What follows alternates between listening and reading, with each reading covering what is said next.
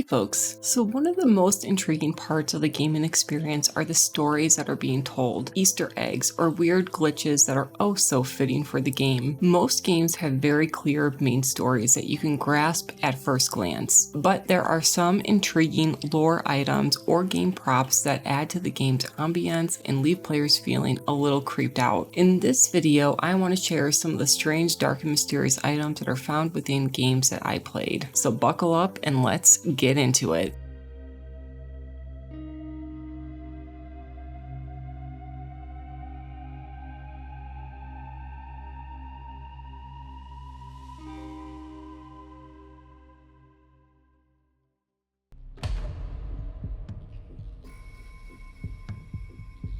I started my channel because of Sons of the Forest. It's due to none of my good friends in real life being all that much into games, and thus YouTube provided me with an outlet to geek out about a game that I just fell in love with. So to all of you that have given me support, whether you're on the Discord, a regular commenter, or you just hang out during the streams, I cannot tell you how much I appreciate your presence and loving this game as much as I do. Now, within the Forest universe, the storyline is just generally strange, dark, and mysterious, and in my opinion, trying to piece together everything is done with a lot of speculation and educated guesses. It's one of the reasons why I haven't put out a lore video on the game yet, because I have a script, a half-edited video, but I keep coming up with more questions as I write the script, and I find things that I feel like contradict my previous thoughts on the storyline. So of course I'm just fearful of putting out a lore video and people commenting, "No, that's wrong, dumbass." But anyway, the cube is at the forefront of Sons of the Forest. You're safe in the cube, its activation causes dimensional shifts, you'll be mutated by it in accordance to your sinfulness during its activation, and so on. And for the most part, one would believe that you need to be in the cube during its activation to access the other dimension, but I do not really think that is true. There's a piece of lore that suggests that in order to pass through the portal to reach the other dimension, you have to be dead. And that is because the other dimension is the spiritual realm. In Sons of the Forest, there is a group of cultists known as the Sons of the Stars, and they appear to be the group that knows the most about the cube and the Golden City. They begin to arrive on the island as Puffton Core was constructing Hollow Springs. They appear to follow a book, a Bible of sorts, called the Dimensional Ascension Ephesians.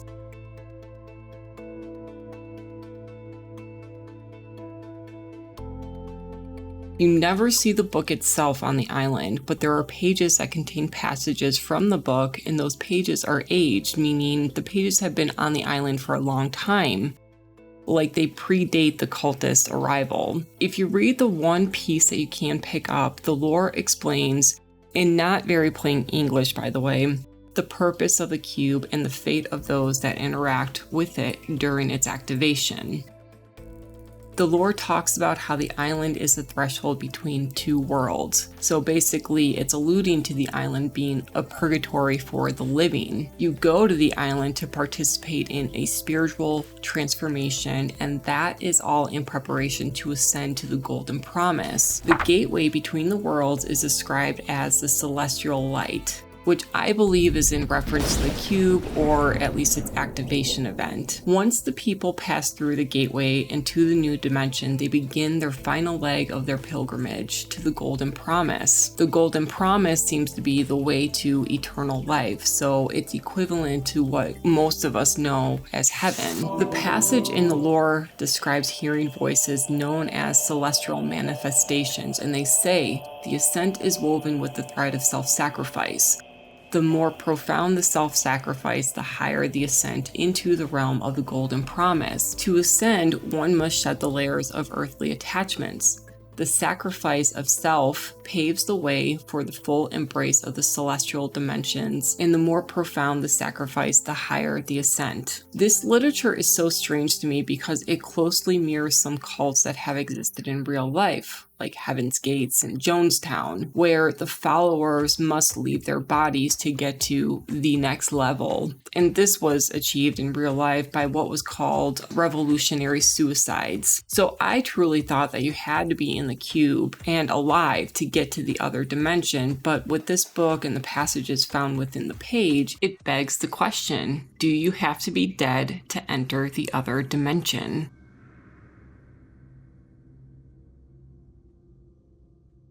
There are other pieces of lore and a whole ass video that suggest the Sons of the Stars were self-sacrificing all across the island, and that includes just outside of the cube, but also very far from it. We even learn that they were killing themselves to get to the Promised Land, which is basically the same as the Golden Promise as it is described in the passages. While you, as Jack, are in the cube during its activation, you start to see the Sons of the Star people floating around and passing through the gateway, while everyone in the cube during its activation stays put. This, of course, could be an intentional decision, like maybe all of us just don't want to go to the other dimension just yet, or maybe we can't, and we can't because we're not dead.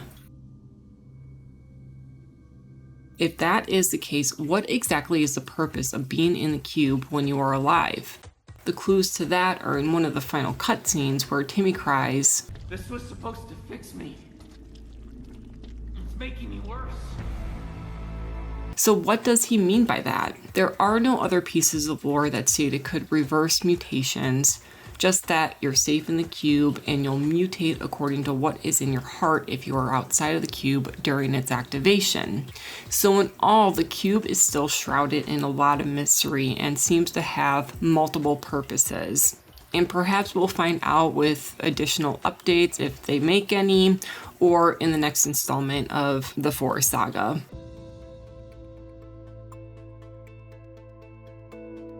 Long Dark is set on an island called Great Bear, and those who have lived on the island experience a quiet apocalypse caused by an economic collapse, and infrastructure is in shambles due to quakes and auroras. The island is sparsely populated with small towns amounting to populations of less than 100 people in most cases. As you traverse the rocky and snowy landscape, you will find frozen, lootable corpses. There are several instances in Wintermute, so the story mode, where you discover people are alive concurrently with you on the island, and some of them you interact with over the course of several days, but you will also find fires burning in areas you have explored before, leading you to believe people are evading you. All of these occurrences are part of the story though. In survival mode, you are the only one alive on the island. There are no NPCs, and the only other living beings are the wildlife. However, several players have reported corpses showing up in areas they have previously looted.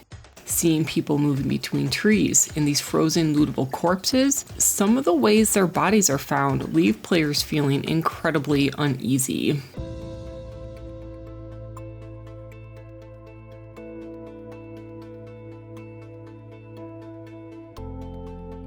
One of the most common areas where a corpse materializes is in Milton's credit union. There is a ton of loot in the credit union, such as metal cases, a vault, drawers, lockers, and many items that are just lying around on the floor. Several players reported going to Milton's credit union, cleaning it out except for 2 lockers that couldn't be opened at the time because they didn't have a pry bar. So until the player obtained one, the lockers couldn't be looted. After exploring Milton a little more and subsequently getting that pry bar, they returned to Milton's credit union. In the very last room, towards the back and near the locked lockers, several players reported a corpse being present when it wasn't there the first time. In survival mode, you are operating under the assumption that you are the only person alive on the island. So the presence of the corpse just showing up in the area that has already been explored makes the player feel as though they are being stalked. And maybe they are. As I mentioned before, all across the island you see frozen corpses. While many of them are curled up, leading one to believe that they had the misfortune of freezing to death, some of the corpses appear as though they had quite a horrific demise. Many of the corpses have blood trails around them, meaning they tried to escape their attacker. Some of the corpses have knives in their bags, broken arrows in them, even one has half a leg missing. Some players think this is just the result of all the escaped convicts, but The Long Dark also has some tall tales surrounding Bigfoot and an invisible entity called the Dark Walker.